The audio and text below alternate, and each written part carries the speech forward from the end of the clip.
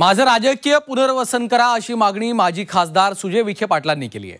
अहिल्यानगरमध्ये भाजपचे आमदार शिवाजीराव कर्डिले यांनी जिल्ह्यातल्या महायुतीच्या नवनिर्वाचित आमदारांच्या सत्काराच्या कार्यक्रमाचं आयोजन केलं होतं आणि याच कार्यक्रमात भाजपच्या वरिष्ठ नेत्यांसमोरच राजकीय पुनर्वसनाची मागणी सुजय विखे पाटलांनी केली आहे।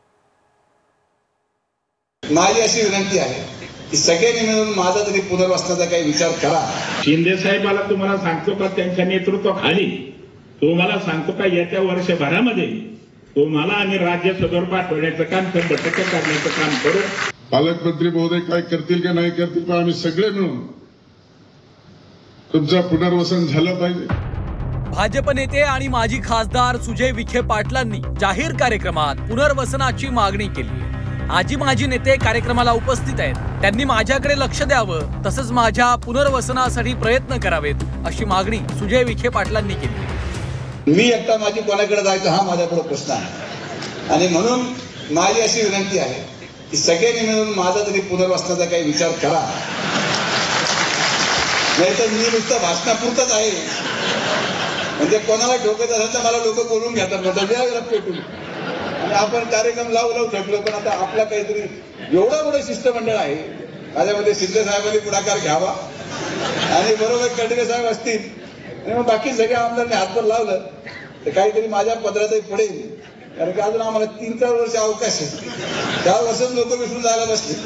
तुम्ही नक्कीच आम्हाला सगळ्यांना हातभार दिलेला आहे तेव्हा तुमचा पदर हा भरल्याशिवाय राहणार नाही तेव्हा काळजी करू नका।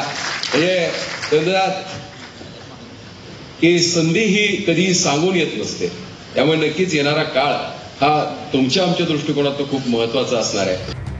तुमच्या पुनर्वसनासाठी प्रयत्न करू असा विश्वास भाजपच्या वरिष्ठ नेत्यांनी सुजय विखे पाटलांना दिलाय। तर शिंदेंच्या नेतृत्वात पुढील 1 वर्षात तुम्हाला राज्यसभेवर पाठवू असं आश्वासन शिवाजीराव कर्डिले यांनी सुजय विखेंना दिलंय। खासदार साहेब तुम्ही सांगितलं आता मला आता कुठंतरी आता आपण माझीचं आधी करण्याचं काम करा। आता तुम्ही काय कुठल्या प्रकारची चिंता करू नका। शिंदे साहेबाला तुम्हाला सांगतो का त्यांच्या नेतृत्वाखाली तुम्हाला सांगतो का येत्या वर्षभरामध्ये तुम्हाला आणि राज्य सदर पाठवण्याचं काम 100% करण्याचं काम करू। कसं पाठवायचं कशा पद्धतीने ठरवायचं काय निर्णय घेण्याचा आम्ही पाहू। तुम्ही काय चिंता कुठल्या प्रकारची करू नका। आम्ही ज्या तुम्हाला सांगतो का आपल्या सगळ्यांनी जर ठरवलं तर काही गोष्ट होण्याचं काम नक्की निश्चितपणे होईल याची खात्री आता विश्वास या निमित्ताने देण्याचं काम करतोय। तेव्हा भाऊची पुण्य झाली मी सभापती झालो तसं आता तुम्हाला काहीतरी करावं लागेल आपल्याला। आता हा एक ठरावच करावा लागेल जिल्ह्याला आपल्याला कारण त्यांनी ज्या पद्धतीने खिंड लढवली लोकसभेची आणि सगळ्याच मतदारसंघामध्ये अल्पशा मताने पराभव झाल्याच्या नंतर मनाला लागला होता आणि त्यामुळं तुम्ही मनात कसली इतकीची शंका आणू नका। पालकमंत्री महोदय काय करतील की नाही करतील पण आम्ही सगळे मिळून तुमचं पुनर्वसन झालं पाहिजे। तुमचा मान सन्मान झाला पाहिजे।